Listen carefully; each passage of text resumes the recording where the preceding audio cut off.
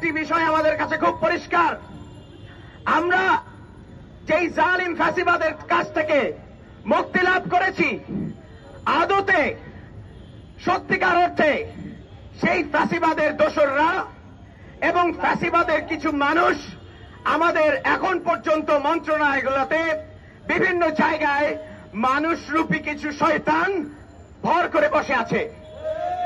আমরা স্পষ্ট ভাষায় বলতে চাই, কেন আমাদেরকে জানিয়ে দেওয়া হলো না? কেন কোনো সতর্ক বার্তা আমরা পেলাম না? ভারত থেকে যখন বাঁধ ছেড়ে দেওয়া হলো, যখন পানির বাঁধ ছেড়ে দেওয়া হবে, যখন পানির স্রোত আসছে, ভারতের যতগুলো অঙ্গরাজ্য ছিল সব জায়গায় সতর্ক করা হয়েছে, আমরা দেখেছি। কিন্তু বাংলাদেশ একটি দেশ, একটি স্বতন্ত্র স্বাধীন দেশ।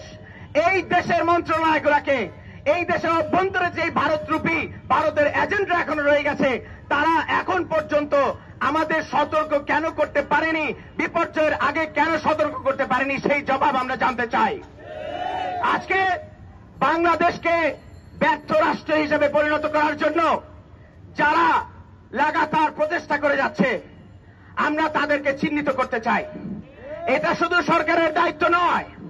এই গণ অভ্যুত্থান যেহেতু আমাদের সকল ছাত্র জনতার অভ্যুত্থান, এবং আমরা যেহেতু সম্মিলিতভাবে জনগণ এই অভ্যুত্থানকে সফল করেছি, ছাত্র জনতা এই অভ্যুত্থানকে সফল করেছে, অতএব নাগরিক হিসেবে আমাদের প্রত্যেকের দায়িত্বের মধ্যে পড়ে যে আমরা সরকারের ভিতরে লুকিয়ে থাকা, প্রশাসনের ভিতরে লুকিয়ে থাকা ভারতের যেই দোসররা আছে তাদেরকে চিহ্নিত করে বিচারের আওতায় আনতে হবে। একটা শক্তিকে আমরা দেখেছি দেশকে ব্যর্থ রাষ্ট্র হিসেবে তৎপর হতে।